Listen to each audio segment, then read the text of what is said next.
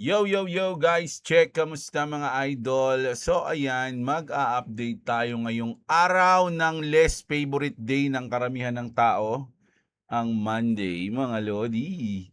Malupit ang mga news ngayon, mga idol. No, matindi, matindi mga balita natin. So, pero syempre, bago ang lahat mga lods, sana palike ng ating video. Napakalaking tulong yan sa ating channel. At syempre, kung gusto niyo ng ganitong content, everyday news, di kayo magpapahuli. Trending news, crypto news, global news mga idol, mag-subscribe na kayo sa ating channel mga lodi. Click yung notification bell para malupit yan.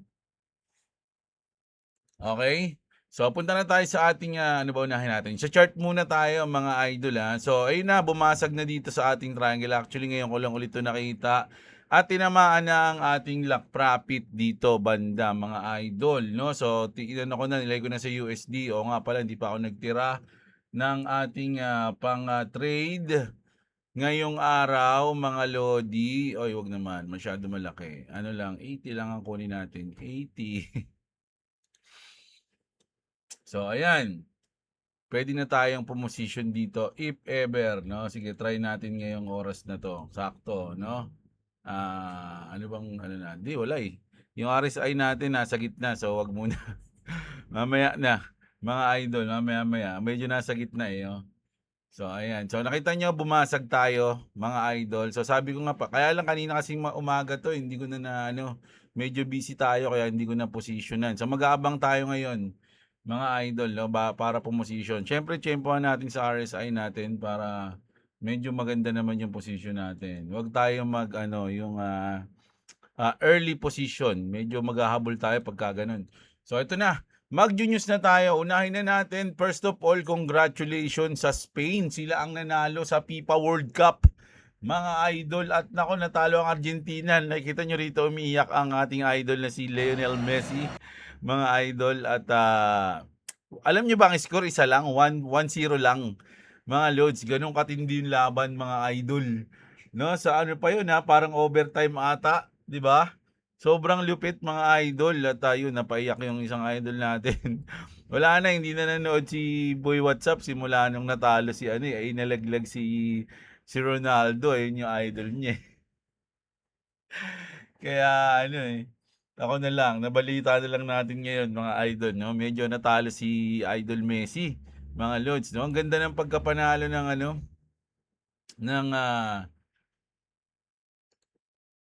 ng Spain, isa lang mga idol, no? Dito no, ang ganda ng ano, wait lang, post natin kasi baka maano tayo copyright eh. So ito na 'yan mga lods, so isang isang bigay lang. Bang. Boom! Ang lupit! Panalo ang Spain mga lodi. Ang dami nag-iyakan diyan. Pati yung Spain nag-iyakan kasi ang tagal nila bago nakuha yung championship ulit. Mga idol, defending champion yung Argentina diyan eh. So, grabe. So ayan, congratulations. So kung merong masayang news, dito naman tayo sa medyo matindi at intense na news mga lodi sa ating geopolitical na tayo mga idol, no? Breaking, President Trump just started bombing Iran. Patay tayo dyan. Mere moments after departing the World Cup, so pagkatapos ng laban, mga lodi ng Spain at Argentina, balik trabaho na si Trump, no? Balik utos na siya na, okay, bakbaka na, sabi ni Daddy, no? Pray for our troops tonight, sabi. So, ngayon daw to mga idol, no? CENTCOM began conducting a new wave of strikes against Iran at 7 p.m. Eastern Time today for the ninth consecutive night. The strikes will continue, degrading Iranian military capabilities used to attack commercial vessels and civilian mariners transiting the Strait of Hormuz. So, ano to mismong land and sea ang bakbak ng US dito mga idol. Medyo malawak ang labanan dito mga lods. So, actually sa ano nga ngayon napapansin ko, dati once na umatake yung US o kahit sino umatake, Israel man o US, yung market natataranta, bumabagsak mga idol. Pero ngayon dahil sa tagal na nitong labanan na to, parang wala nang pakialam yung market. Yaman mo na yung mga yan. Maglalaban at maglalaban yan, hayaan niyo na. So kahit ngayon mga lods, no, in-expect ko nga babagsak ngayon dahil nag-umpisa na yung ano yung atake ng US eh. Pero kita niyo naman mga idol, no? Wala masyadong epekto sa market. So dito sa ating chart, mga lods, no? Kaya sa tingin ko, ano na, nagsasawa na yung ano, nagsasawa na yung market sa mga galawan ni Trump, no, mga idol. So grabe yan pagka ganyan, mga lods, no. Tapos eto naman, ako, ito yung pinaka medyo makati ngayon, mga idol, no. Sabi dito, South Korea just became the biggest threat for the market. Retail margin debt in Korea is record 38 trillion won o 25 billion dollars, mga idol, no? Nabalita natin 'tong nakaraan, 'di ba? Sabi nga natin yung ibang mga middleman o yung mga middle-aged man, middle-aged man eh talagang sobrang daming talo, 'di ba? At natutulog na sila sa mga sauna-sauna na lang dahil natalo sila. That's almost double the 2021 mania peak of 24 trillion won, no? Kospi already crashed 25% from its June top and now over 1.2 million leverage accounts hit margin calls level. So ang daming tinamaan, mga idol. Lahat ng liquidation inaabot sa Korea. Here is why this matters far beyond Seoul. Sorry. Korea is ground zero of the global chip trade and one of the heaviest retail crypto markets on the planet. When leveraged Koreans get liquidated out of Samsung, they don't rotate into crypto. They sell everything that has a bid. No, kumbaga hindi nila pinapaikot yung yung asset eh. Mga lods eh, pag natalo sila, talagang binibenta nila lahat. Poor selling doesn't respect asset classes. It just needs liquidity. Korean borrowed more money to buy stocks than at any point in history, right? As the Kospi tagged 9,100. Then the index collapsed below 6,800 in under a month. Brokerage deposits hit a 107 trillion won and falling while margin balances stay pinned near records. Translation: the cash cushion behind 25 billion dollars of leverage is evaporating na. The liquidation machine is already running. Poor selling hit 425 billion won in the first 10 days of July alone. 2.3 trillion won in positions got forced close since May, and roughly 360,000 retail traders have been wiped out completely. Grabe, no? Sakit, mga idol, no? Pero syempre hindi naman lahat ng mga taga South Korea nagte-trade, no? Meron lang talaga mga trader diyan, no? Pero marami rin kasi sila. Single stock leverage ETFs of Samsung and SK Hynix soak up to uh, 9.2 billion dollars of retail money. Most of it now sitting on 20 to 30% losses. Regulators smell the blood. Grabe, ayan na. FSS holding emergency meeting with brokerage. Real-time monitoring of all leverage trading activated. Dapat dito sa mga ganito, mga idol, pinapost muna, mainit eh. No? Masyado kayo mainit, tayo na uubos kayo. Sabi, no? Post muna nga. Ayan, hindi kayo nakapag-isip na maayos eh. Nagre-revenge trading ata kayo lahat eh. O, ayan real-time monitoring of all leverage trading activated.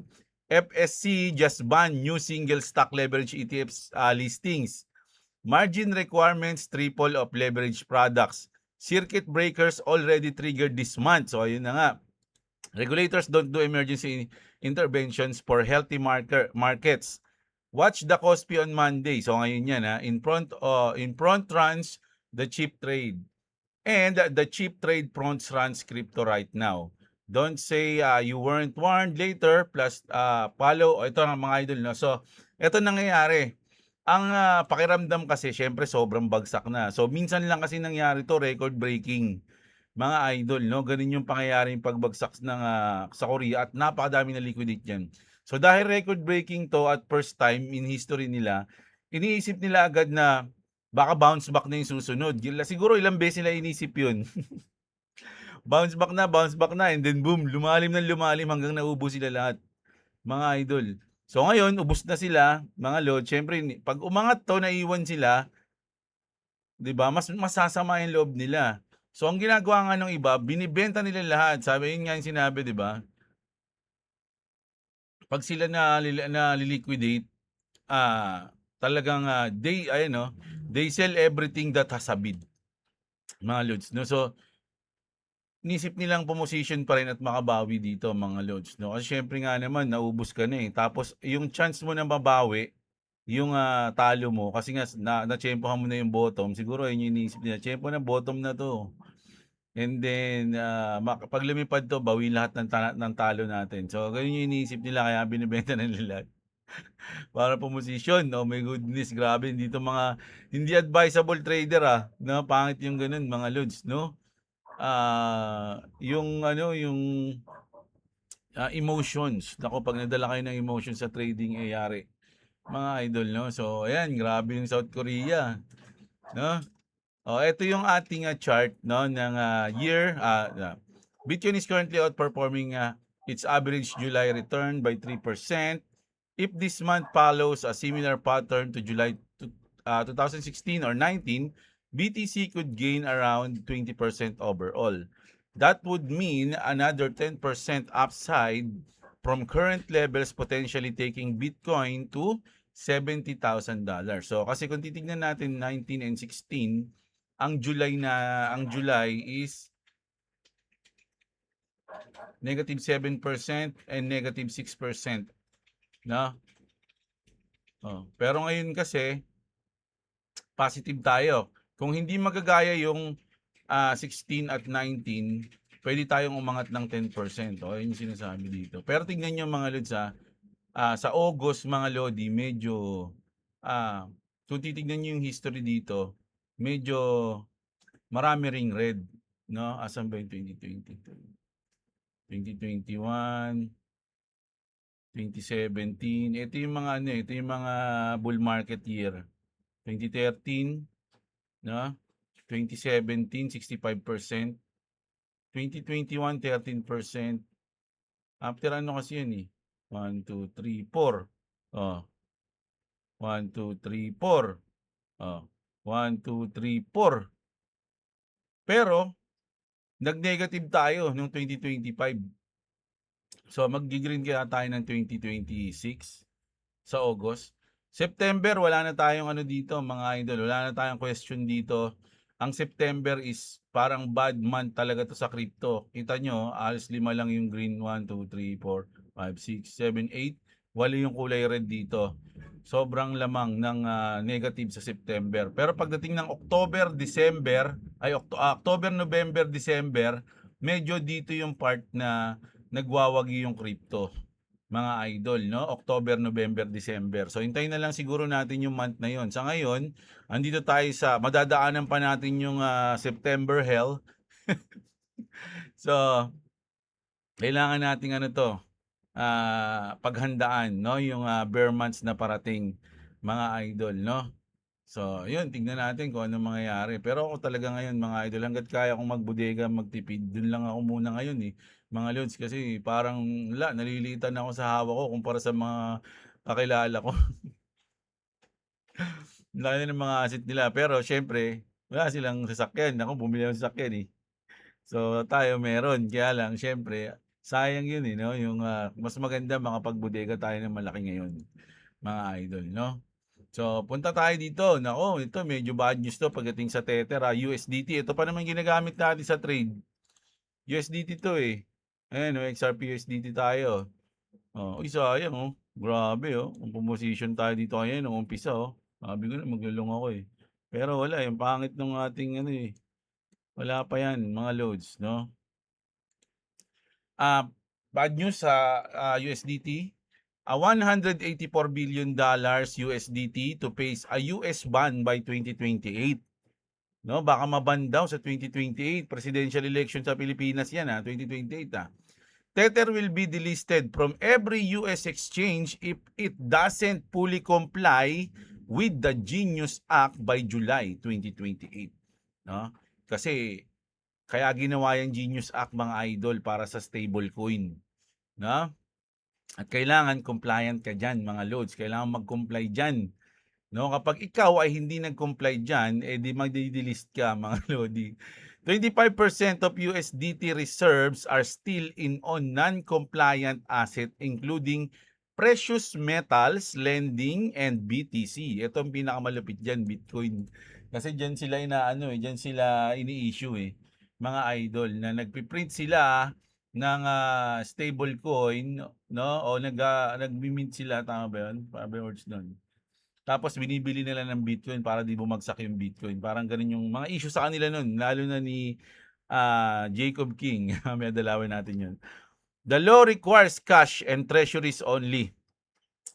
Si CEO Arjono said Tether will comply a year ago, but when asked this week, the company did not respond. O, di ba? Nung tinanong sila nung nakaraan, "Hindi, sige magko-comply kami boss." Tas ngayong taon tinatanong sila, hindi na sila sumasagot. Kahina-hinala, ano kaya ang mangyayari? Nako, pag kasi USDT, kilalang kilala yan mga idol Mahirap hindi mag-comply diyan. Walang bagong si Jacob King. Ito yung galit na galit sa USDT. Oh, ito punta tayo dito. Good news to sa Japan, no? Amazon kasi yung adoption to Amazon delivery drivers in Japan will paid in stable coins. Nako, sakto yung ating genius saka. AZCom Murawa, Amazon's largest delivery partner in Japan, will pay 2,300 couriers and independent drivers using yen-backed stablecoin, Japanese yen coin. Ito parang ganyan. JPYC. It marks the country's first large-scale cooperate stablecoin rollout. So ito yung Momotaros. No? So mag-a-adapt sila ngayon ng stablecoin bilang payment. So napakaganda niyan. Nako, ito na. Ito yung sinasabi natin nung tumago sa ating ascending triangle. Sakto yung news na to. Sabi dito mga idol, this insider whale with over $12 million in lifetime profit, so profit niya na sa buong trade niya is $12 million, just went long on both Bitcoin and Ethereum. Nag-position ng long mga idol. This trader has an 80% win rate over the past month. With US markets reopening ngayon, tomorrow, Lunes, ngayon yan. Is he betting on US-Iran war de-escalation? No. Mukhang matatapos na ba ngayon? Tatapusin na ba ni Daddy? ha? Kaya pag natapos na ba yung bakbakan dyan, lilipad na yung market, mga lods. Nakalong na siya O, di ba? So, maraming nakaano ngayon umaasa na matapos ni Trump yan, yung labanan dyan mga idol. So, punta tayo ngayon dito sa Ripple. Nako, eto na. Former Ripple Global Head Dilip Rao says retail was never the primary use case for XRP. So, hindi siya ginawa yung XRP para i-hold ng retail o nating mga normal na investor. The real turning point, according to him, comes when institution drive adoption. Infrastructure first, price later. Ayun yung sinabi rito mga idol. No? So, ginawa talaga yung XRP para gamitin. No? Para gamitin siya mga idol, hindi para i-hold. Ayun yung sinasabi dyan. No? Ba't kayo may hold dyan? Ginagamit namin yan O, di ba? Ganun. XRP Ledger closes in stablecoin dominance. Ripple XRP Ledger has seen a 5% surge in its stablecoin supply this past week. So, yung XRP, natin, yung RLUSD natin, reaching a total of $980 million, just inches from the unicorn milestone. Despite this, XRP Ledger's TBL remained very low for a network of its stature. Ano ba dun, boss? Stature? Standing currently at a mere $33 million. No? So, ayan. And then, dito tayo. Sabi dito mga idol, 3 countries on the XRP map. So ito daw yung mga country na medyo tumodo ng konti pagdating sa XRP. Ano yun? Japan. Meron silang $21.7 billion poured into XRP in a year. 4x more than Bitcoin. Mas malaki yung hold nila ng XRP kaysa sa Bitcoin. No? 4 na tupi mga idol. Ganun kalaki. kumpara sa Bitcoin. $1.5 billion naman parked in a spot XRP ETF ang USA, no? At ang South Korea, 3 billion plus XRP sitting on Bittthumb and Upbit. Asia moves it, America banks it, nobody's just watching anymore. O ayan mga idol, no? So ito yung mga malaking bansa na medyo sumolid ng konti pagdating sa XRP, no? Japan and USA, no? Oh, solid 'yan. At ito na. Last news natin pagdating sa XRP, Ripple is partner with Mastercard, JP Morgan, OKX, and Ondo Finance to build the future of finance for both traditional and digital assets. Hindi XRP, hindi Ripple o hindi mga XRP content creator yung nag-post nito, mga idol. Mismong Grayscale ang nag-post nito. No, ayan oh. Sabi ni Jack McDonald, joins Grayscale to discuss Ripple's institutional strategy, real-world adoption of RLUSD and XRP, and what's next na. Yung price na, no? Price na dapat yung next. So natin umangat eh. Mga idol eh, di ba? O yan. Tapos eto mga lods, matindi tong news natin na to ha. Papayag ba kayo dito? Ako payag ako dito. At sana mapagtagumpayan to ng Meta, which is Facebook, no? Meta to alert parents if its AI detects signs of teen suicide risk, mga idol. Kapag yung inyong mga anak nagiging emo na sa mga post niya sa Facebook o yung mga pino-post niya parang suicide risk na, no? I-alert ngayon ng Meta yung kanyang parents, no? A new parent alerts feature uses a dedicated AI system to flag high-risk conversations and notifies parents through Instagram supervision tools. Every alert is reviewed by a human before it's sent. No, halimbawa, mga lodi, siguro nababasa ng ano nila yung paano yung privacy ng messaging. No, hindi yun kasi yung parang iniisip ko eh. Baka merong AI na nakakakita na, uy, may usapan na tong dalawa na to na nagsasabi na siya sa kaibigan niya na hindi niya na kaya o may balak na siya ng ganito ganyan, 'di ba? So saka i-alert ng Meta, no? Yung guardians o yung parents kung sino man 'yun. Dapat hindi lang sa sa bata, hindi lang naman mas may suicide risk pa nga yung mga matatandang stress eh. Sa buhay eh, 'di ba? So, maganda 'to mga lodi, magandang features 'to sa Meta, no? Sana mabalita 'to sa mainstream media ng ng Pinas, no, para malaman ng mga parents o ng mga Pilipino na merong gano'n sa Meta o sa Facebook na pwede kang i-alert ng AI kung suicide risk na yung ginagawa ng iyong anak or something, no? Gano'n. Maganda 'to mga idol. At eto ang pinakamalupit na news ko mga lodi, ang tindi nito. Nakita niyo ba yung drone na yan? Nagiging invisible siya sa sobrang bilis niya. Ayan no? This drone disappears by spinning so fast your eyes can see it. Northwestern researchers build a drone that uses motion blur instead of camouflage. It spins up to 25 times per second, turning itself into a transparent haze that is 10 times less visible than a standard drone. Grabe, no? Sa sobrang bilis niya, hindi mo na siya makikita. Pero siya, siguro maririnig mo to. No? Kasi ang bilis eh. Nga ganun siguro yan, no? Sa gilid mo. Asa na yun? Mga ganun ko. Ano yun? Tonk! Utog ako. Kawawa na sa ulo mo, di pa nakikita. Ayan mga idol, ang tindi, di ba? Grabe yung mga invention ngayon, no? Yung technology ngayon, no? Invisible drone na, yun, halos ano siya, invisible na talaga siya, oh. Parang transparent na siya, oh. Kung titignan nyo, di ba? Oh, sobrang galing. Amazing. Amazing. Di ba? So, ang tindi, di ba? Ang tindi ng mga balita natin ngayong umaga, mga idol. No? So, syempre, mag-news ulit tayo mamayang gabi ang ating evening news, mga idol. Kaya dapat nakasubscribe kayo. Nakaklik ang notification bell, mga lods, para hindi kayo nahuhuli sa ating mga balita sa buong mundo. Okay? So, ayan ang balita natin ngayong Monday, mga idol. Ang less favorite day ng karamihan tao sa mundo. Lalo na mga trabahador, mga lods. No? So, ayan. Kita-kits tayo mga idol. Maraming salamat sa mga nanood. No? Syempre, alam nyo na yan. Sa mga magte-trade, ingat kayo.